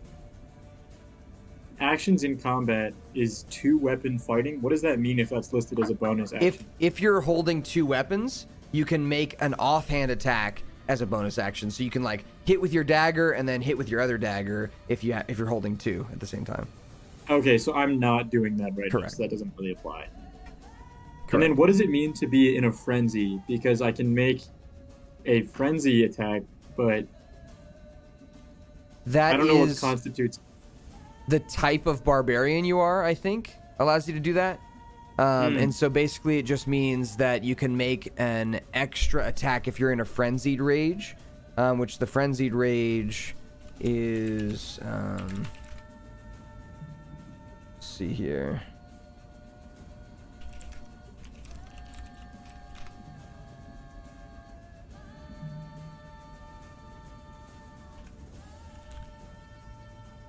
Okay, Path of the Berserker, Frenzy. You can choose to frenzy when you rage. If you do so, for the duration of your rage, you can make a single melee weapon attack as a bonus action on each of your turns after this one. When your rage ends, you suffer 1 level of exhaustion. So, I actually talked with my other player, Jimmy, about his barbarian, who was also a Berserker barbarian, about this the other day. It's not a very good ability. Like, Berserker in general is just not a great barbarian class. We can talk about Yeah. that more coming up on the new I don't year. really remember picking that, but Yeah, we can talk about that more coming up on the new year, and maybe pick you a better barbarian class. that's totally chill. Yeah, I appreciate that. Yeah. But for now, I'd say your bonus actions are pretty limited then. Yeah, okay. That's cool.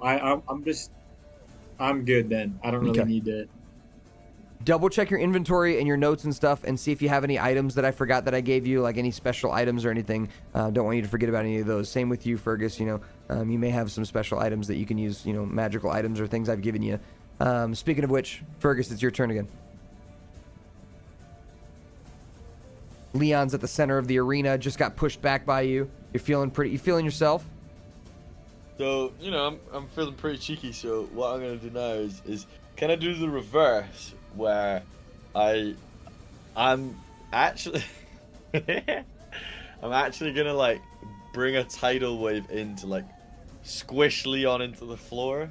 Okay. Kind of like it's the exact same as what I've done, except just to like make him smack his head off the ground, basically. Okay, you want to do that now or as a held action?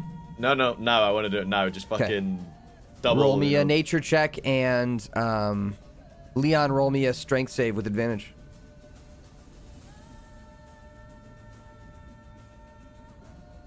Roll what check again? Strength save with advantage. Strength save. Okay, so I'll roll that with advantage, I think. Yep.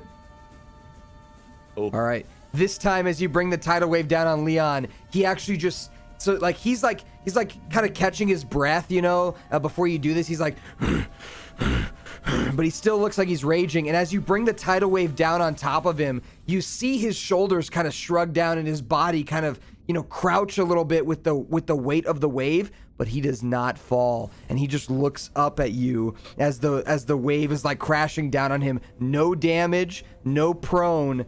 Leon just stands there staring at you. Some kind of bubbles come out of his nose as he takes a deep breath and takes a step forward. Leon, it's your turn. What about my bonus action? You have a bonus action. Yeah, I'm gonna disengage. and Well, just, you're not even next to him. He's about 30 feet away from you. Yeah, but I'm gonna like dash. Okay, so you're away from running. him. You're running. I'm not running. I'm creating distance. I got the weapon. He needs to get the weapon off me. I'm fucking Yeah. out of here. Okay. So you're dashing the other direction. Okay. That's fine. You dash all the way to the edge of the arena. You're now at a wall. So your back is up against the wall. Yeah, I'll end my go. Okay. Leon, Fergus is about 70 feet away from you. About 70 feet away from you at the edge of the arena. He's run away from you as he just tried. You could tell he tried to push you down with a tidal wave. It was a big burst of energy that hit you, but you were able to stand your ground easily. The crowd is cheering, Leon, Leon, Leon.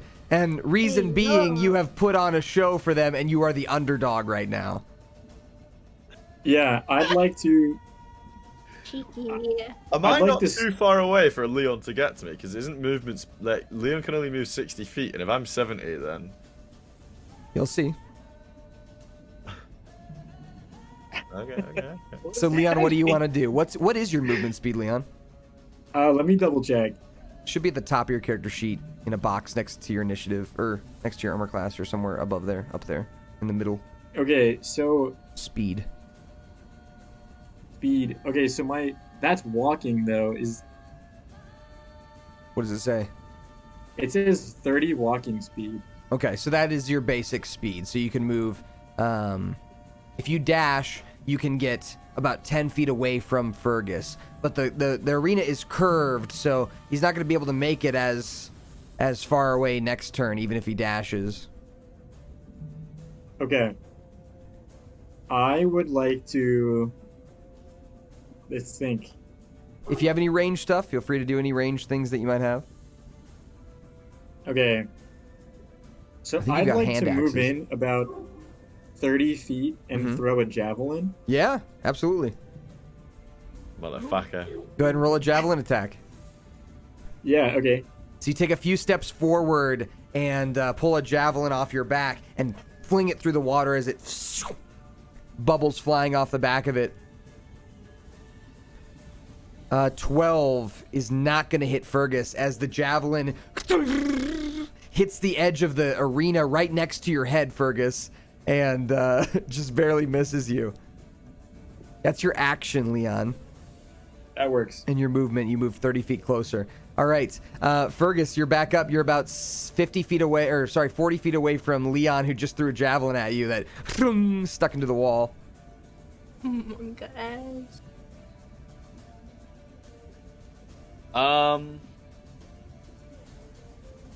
What am I gonna do? This is a great question. What am I gonna do? I am gonna. How close am I to Leon? You're 40 feet. Okay.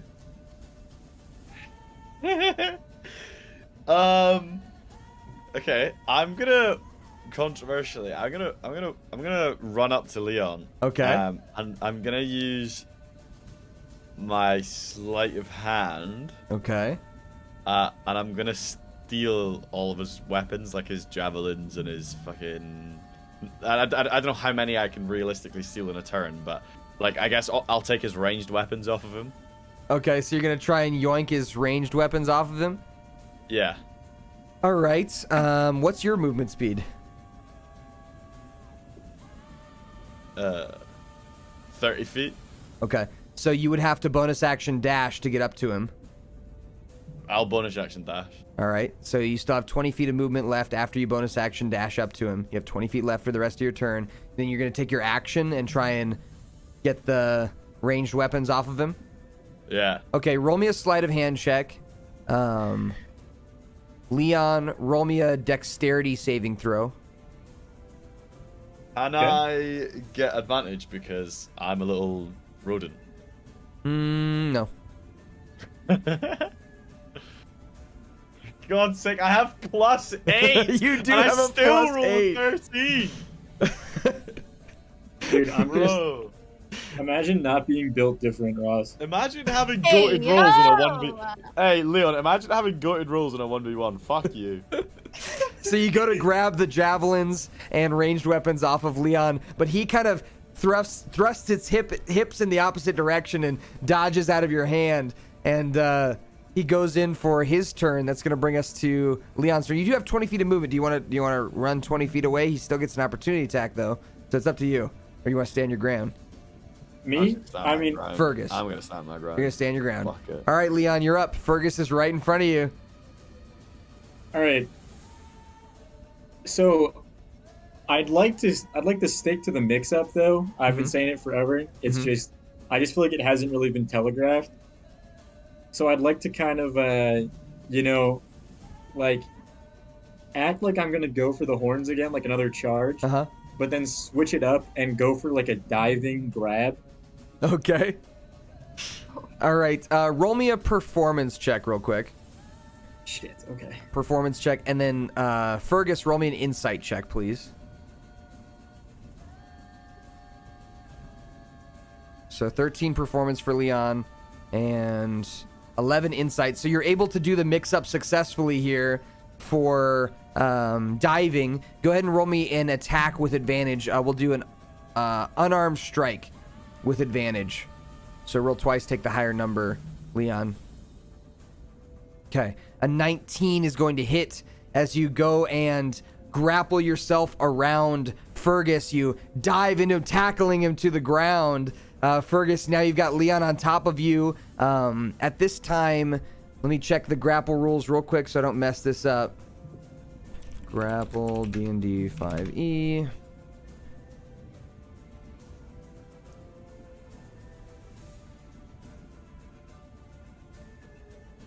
Okay.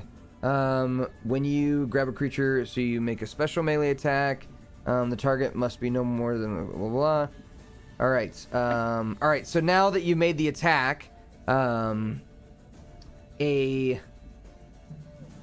strength check from Leon with advantage because you're raging. So strength Right. check from Leon, and then Fergus, you get to choose strength or dexterity check to try and beat him. Strength or dexterity, your choice, Fergus. Saving throw. Check, not save. Check. So click on the little number. You see at the very top of your character sheet. So yeah, all those things. Okay, good. So 15, and then Leon got the 21. What's your bonus to strength, Leon? What's your plus to just regular strength? +5. It's +5 to regular strength. Yep. Okay. All right. Then that is you're able to grapple on top of Fergus and put him into the grappled state. When you are grappled, you are incapacitated, which means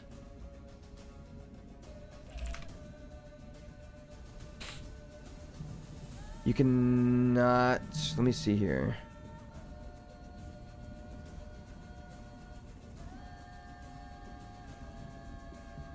Is that true? Are you really incapacitated? Let me see here. Oh, you CC'd automatically if the target is incapacitated. Sorry. You're grappled, so grappled condition 5E. All right. Let's see here. What do we get?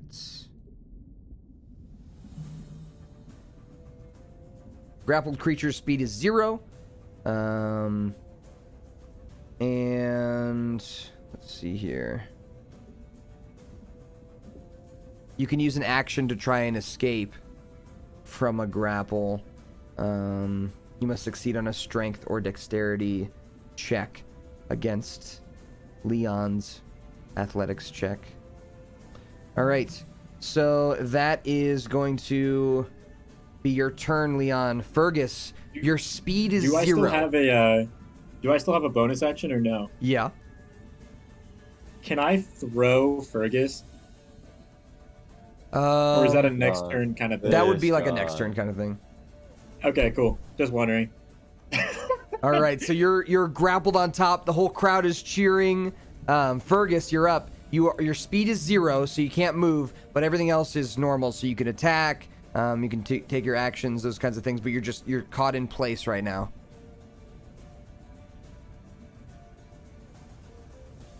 I still have the trident though. Yeah. Yep. I'm just gonna plunge the trident into Leon's chest. All right, roll me an attack, a D20 attack with a +5. So roll D20 and then +5.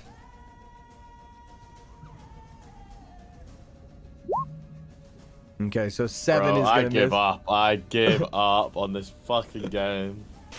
And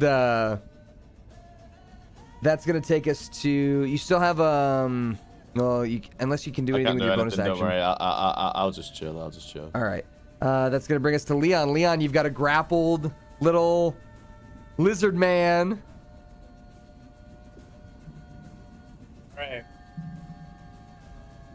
So what were the terms of the duel again? Like it's one of us has to have the trident, not the other kind of thing?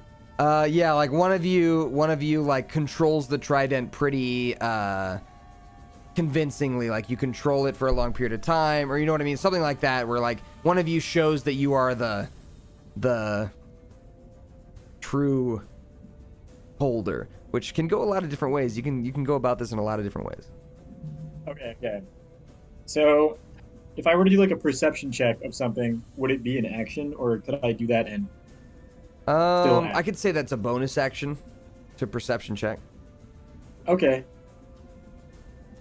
Could I try and get like a read on like the crowd? Sure, like, yeah. Do they like the violence? Do they like? Roll me an insight what check, are they? then. What are they Insight. looking to see? We'll do an insight check. What's up? Insight check. Insight. Okay. Yeah, I want to know what they're looking to see here.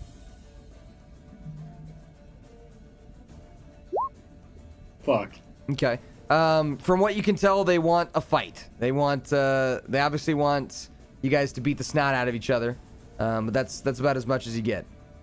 All right, I'm a little bit low in the brains department, it would appear.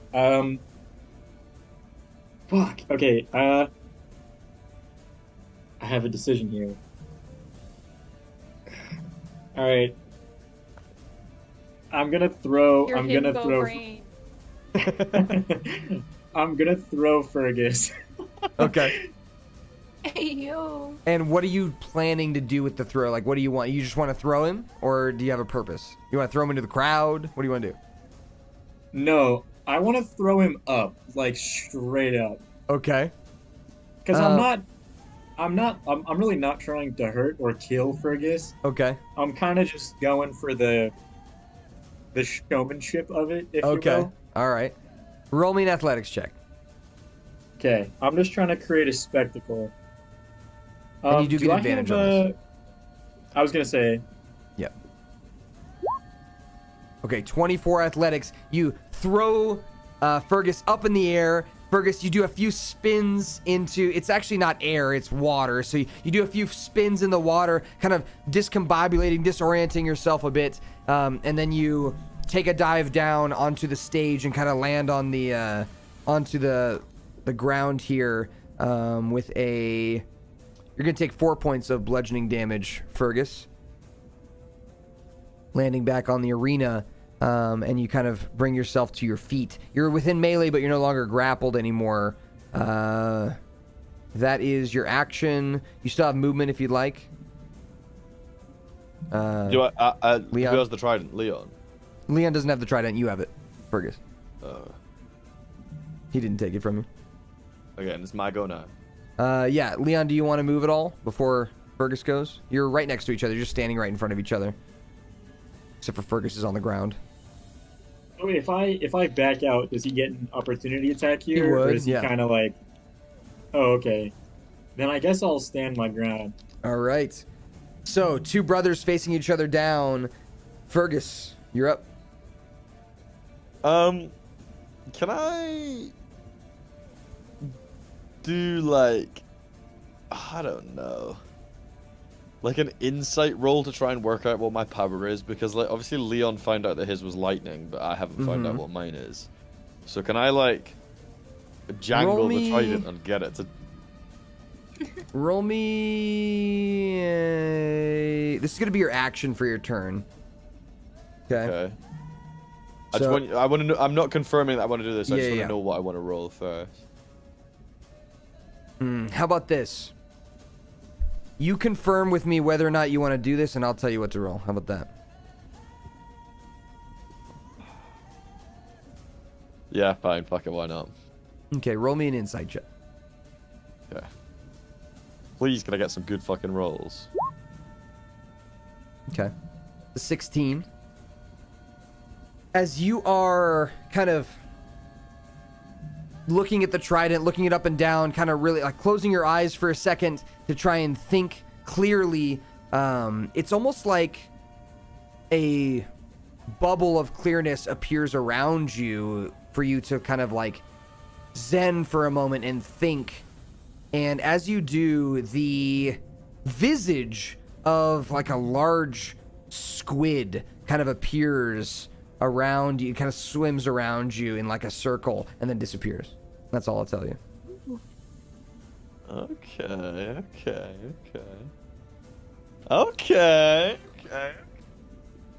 I'm just gonna disengage and can I walk or no? Yeah, you can still move. Okay, I'll disengage and then move away. All right, so you can move 30 feet away and disengage. You got that.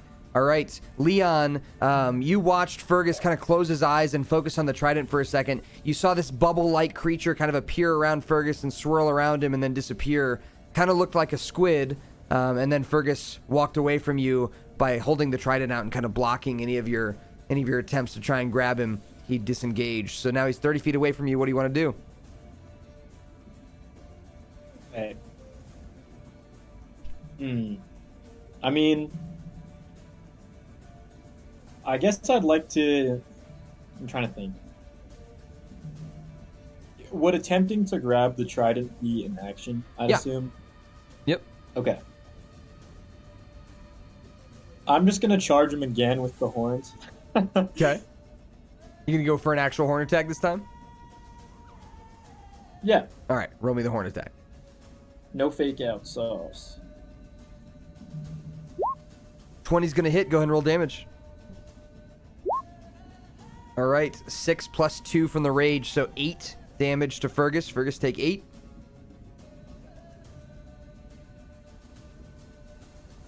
Okay, I can take 8. That's fine.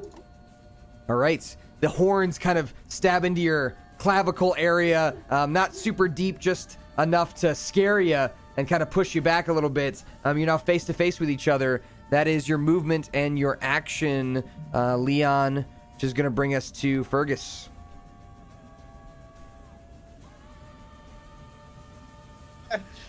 I'm hoping I've interpreted this right, but I'm going to use the trident to try and summon my 2 octopus pals from a few episodes ago. Okay. The ones that we fought on the ship with. Okay, so you like hold the trident up, trying to like call the animals to come and assist you. Yeah, I just want them to like grab Leon by the arms and just like dangle him above the arena. Okay. So as you hold the trident up and you're completely submerged underwater here, you have been for a while, so the water around you kind of begins to ripple, and you watch this kind of brightening portal open up behind you, and as it does, you see a large eyeball kind of peeking through it, and then another large eyeball, and you see one of those large orange octopi kind of through this portal out of nowhere and appear around Leon as it attempts to grab Leon. I'm going to roll an attack here for the octopus. Does a 14 hit Leon? Let me check. Armored class. It does, yes. My armor class is 13. All right, so the octopus wraps a tentacle around Leon. Leon, you take total of 5 bludgeoning damage. I've already halved it. That was going to be 10 damage, but it's halved to 5 bludgeoning damage from your rage as the octopus tentacle wraps around you and kind of lifts you up off the stage. The crowd goes nuts. Whoa! Fergus! Fergus! Fergus! Fergus! The octopus is kind of like dancing back and forth as it's holding on to Leon. That is your action for your turn, Fergus.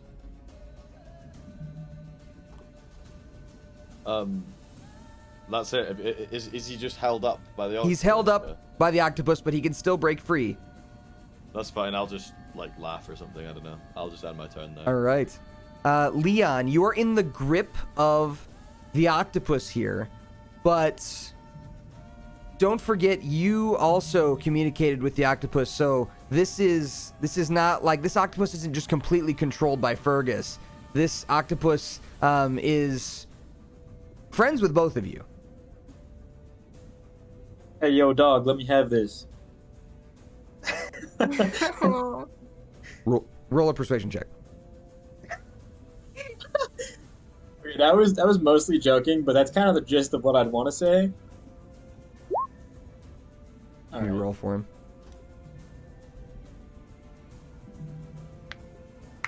No can do, boss man. Oh. Okay. So if I break free, is that my action, or is that like a bonus action thing? I would say that can be your... It's got to be your action. Yeah, okay.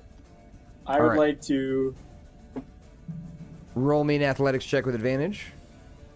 hold. If I don't break free, will it like continue to hurt me? Like, what's the deal here? You're not sure. Probably. Okay. All right. So the stay put and try and convince the octopus again. Next turn, Gambit is not the move. I'm gonna try and break free then. Okay, yeah, go ahead and roll me that athletics check with advantage. All right, 22 beats the octopus. As you break free of the tentacle, the octopus kind of swims back just a little bit out of your way, and you're able to move up right into Fergus's face. That's the end of your turn. Before we go back to Fergus, start thinking about what you want to do. Shisa and Crocus, as you're up in the watchtower with the queen, she says, "Isn't this so fun? Isn't this just the best?" What do you say, ladies? I kind of look at Shisa. Yeah, I'm not gonna lie. I wasn't expecting it to be this cool. No, yeah. Who do you think is gonna win? Queen, Nefri? I think. Is that her name? Nephlin. Nephlin. Oh, well, I sure hope it's Leon. Oh, do you like him? We can like. I mean, he set is you handsome, up. isn't he? He is. I agree. You know what? I'm You're gonna just cross his my arms type, and look too. away while she says that. She kind of giggles just kind of like a schoolgirl giggling. She seems happy, but she also says I mean, if I'm being honest, much more attractive knowing he's the son of Lytropius, but enough. I can't keep getting away with this. Damn nepotism. I was just about to say the nepotism. As she says that, she says, "Bring us some hors d'oeuvres, please. Hors d'oeuvres, everybody." And Yo. one of the crustacean guards brings up these little finger foods for you guys. They look like slugs, but inside these like ornate looking pastries that they've made. So it's like slug pastry. They're totally dead already. They're not like live slugs or anything. They've been cooked up and fried up. And she says, "Enjoy a delicacy from here." Yum! She grabs one and pops it.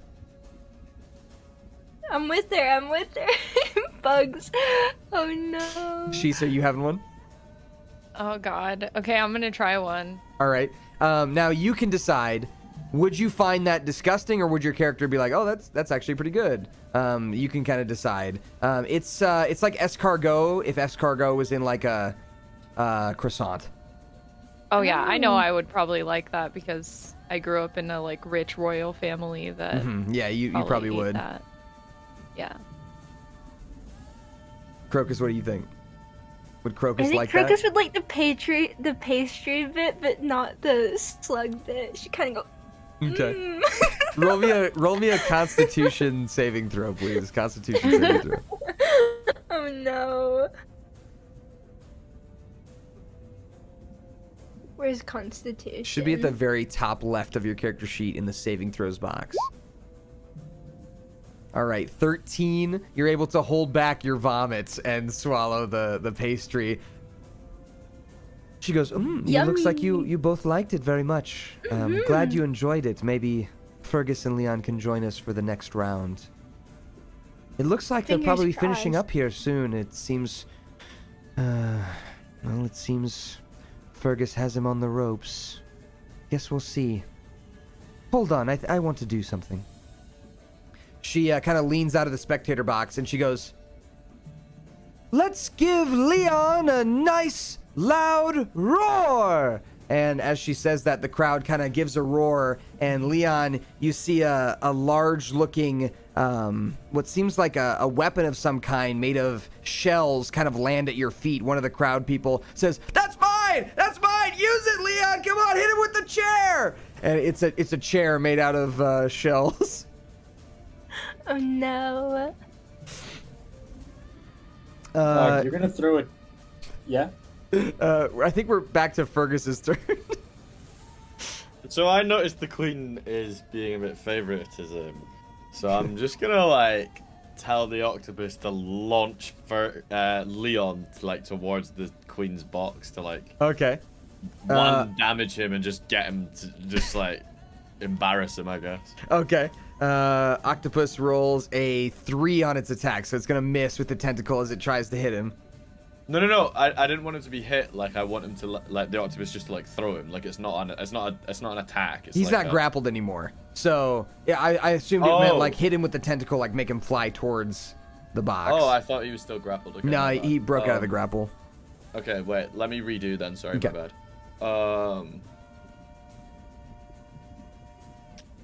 Is the octopus still here? Yep.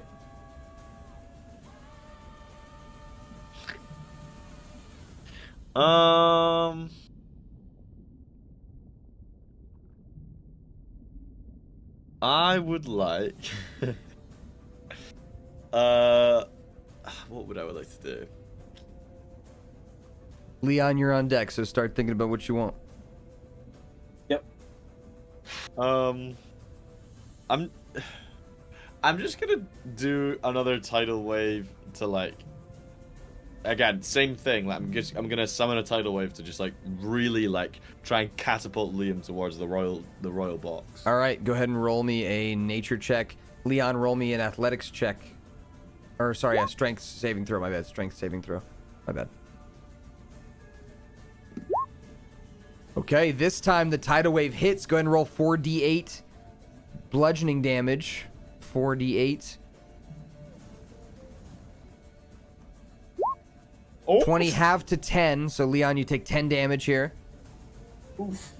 As the tidal wave hits you, it pushes you towards the queen, and you hear an audible. Everyone just hears an audible. Oh! The queen kind of seems frustrated that Leon gets pushed towards her by the tidal wave. He kind of flops around a little bit in the waves. Leon, you kind of right yourself as you swirl in the water a bit, catching your breath. That's gonna bring us to Fergus. Do you want to move at all? We'll say you're about 30 feet away from Leon, who's above you now, kind of Where's floating in the the water. octopus? The octopus is like right next to you. Can I just get on the octopus's back? Yeah. Okay, you get on the octopus's back. Yeah. All right, that's going to bring us to Leon. Leon, you've got Fergus on an octopus, and the queen is about 100 feet behind you, kind of up in the air, and she, as you look back, and she kind of like gives you like a flirtatious wave. Okay. I want the chair. The All right. chair of shells. All right, you swim down to the chair, which is pretty much right in front of where Fergus and the octopus are. So you swim down and grab the chair. And would you No, like I to make an attack with it? I would like to try and just like bonk Fergus with the chair. All right, go ahead and roll me your your flail attack, but we're gonna say it's the chair. I don't have a flail. Should I? Oh, you don't have the flail? I thought you had a flail. What weapons do you have? I thought I did too, but I guess not. Maybe it just got unequipped somehow. Oh, yeah, it did. Okay, I'll just put that on real quick. Okay, hold on. You're good. Yeah, I'll roll the flail. Okay. All right, Fergus does a 14 hit. Oh, wait, hold on. You get advantage because the crowd's cheering your name, too. So you get advantage on this. So roll one more time with the flail. Yeah, plus I think I'm raging, so wouldn't I get advantage anyway? Not on this particular thing. No, raging doesn't give you advantage on attacks. Just strength Oh, saving okay. throws. Okay, so does a 14 hit, Fergus? No? Okay. All right, so you swing the chair, but Fergus ducks out of the way. As the chair goes over your head, Fergus, you hear like a whistling noise, like over your head. Looks like it would have hurt pretty badly. That is the action and movement from Leon, bringing us back to Fergus on the back of the octopus.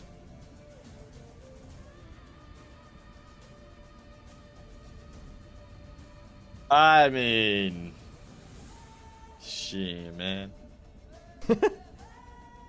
Leon, you don't have to answer this if you don't want to, but can I HP check you? I'm just gonna yell over to you and be like, "How you feeling, big man?" That's a good way of doing it. And you can let him know kind of how you're feeling. Yeah, you don't have to answer this. Like, if you don't. I wouldn't give him like an HP, but I'd give him, like a. Yeah, because that's like idea. metagaming, right? We can't really Yeah. do that.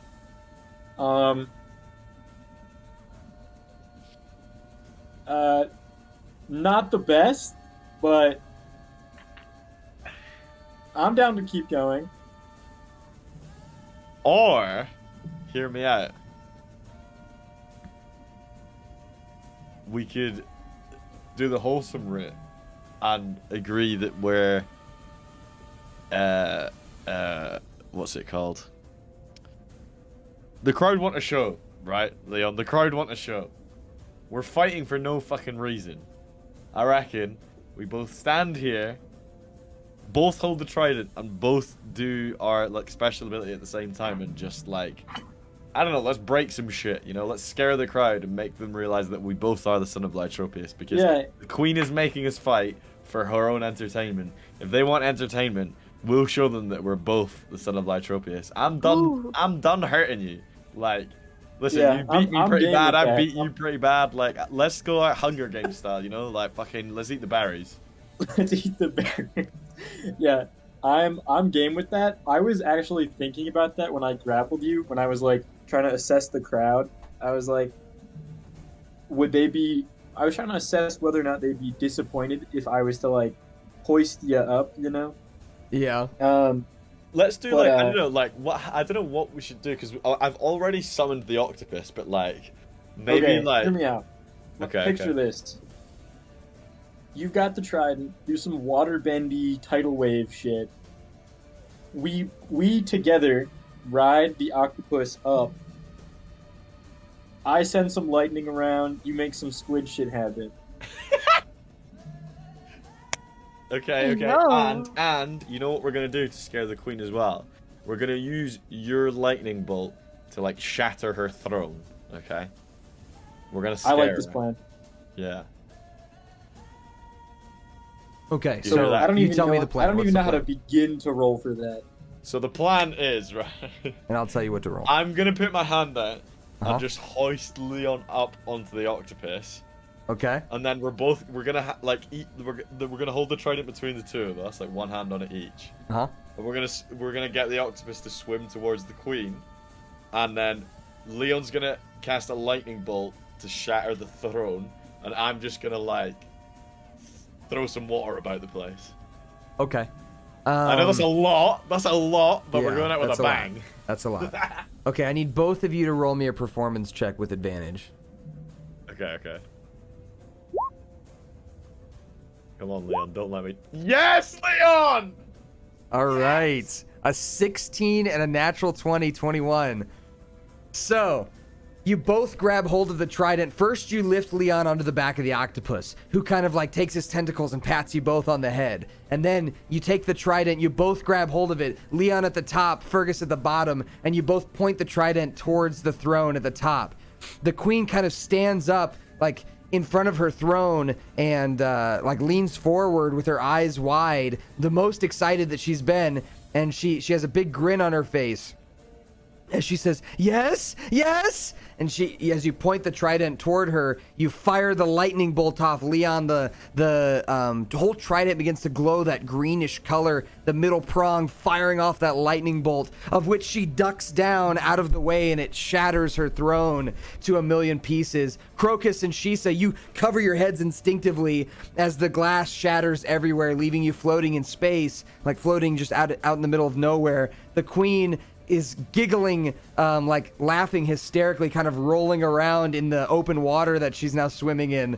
And Fergus, as you hold onto the trident turns this obsidian black color, and this inky kind of texture begins to come off of it. And as it does, you're able to see a large cloud of ink appear across the crowd from the trident. The trident, like these tiny little holes open up on the sides of it, and the ink pours out of the trident. As it does, you're able to control the ink, both of you together, kind of moving the trident. You create a message of your choice. What do you want to say with the ink? Are you not entertained? So as you make the words, "Are you not entertained?" in this large black ink, the crowd lets out a huge cheer, and everyone starts throwing these like coral flowers at you, and like draping across you with all this seaweed and flowers. And the queen, she's kind of almost keeled over with laughter. She's circling in the open water that she's swimming in, because you destroyed her watch box that she was in. So now she's just kind of like floating in the open water, and she smiles and kind of sits back in the open water, almost like she's sitting on a throne that isn't there, but she kind of sits back in the open water, and she gives you one of these, and then gives you a thumbs up, and the whole crowd cheers as the guards, one of the guards, the crustacean guards, is like holding up his weapon, and he starts chanting Fergus. Another one across the way starts chanting Leon, and the whole crowd is a chant of mixtures of Fergus and Leon in in unison. And as that happens, the noise fades away, and the queen says, "You have entertained us more than any other competitors we've seen in a long time. Wow! Give it up for them!" The whole crowd kind of starts cheering. She says, "And a party at the palace tonight to honor them. Together we'll dine. Whatever it is you need, we will help you with." She kind of leans back towards Shisa, and she says, as you're kind of floating out there in the space, she says to you, "And anything you might need, okay? If you need books, if you need people, you need bodies, whatever it is you need, we're here to help you, okay?" She then nods at Crocus, who she said loud enough for you to hear as well. kind of out of earshot of the crowd, but just to you two, kind of thing. Mhm. And Many as that thanks. happens, what'd you say? Go for Many it. thanks. She nods I her don't head. know. And she gathers up your party, brings you to the palace, and sets you guys up with a beautiful, wonderful meal. And that is where we're going to end today's session, Wow. where you guys are now in a city. The city is called, I'm going to put it in the chat.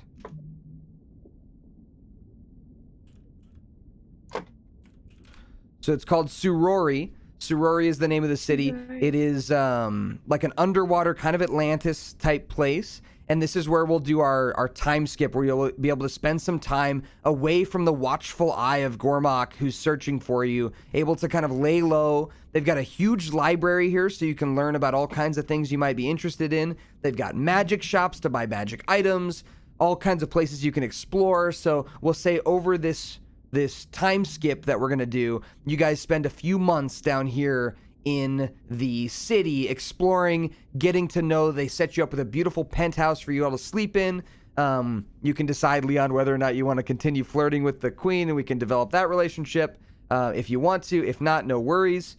But yeah, they're open library to help you figure out where to go for the Vivian relic as well. So their beautiful library full of ancient books will help you figure out where to go for that as well. And so all kinds of good stuff for you guys for over the break.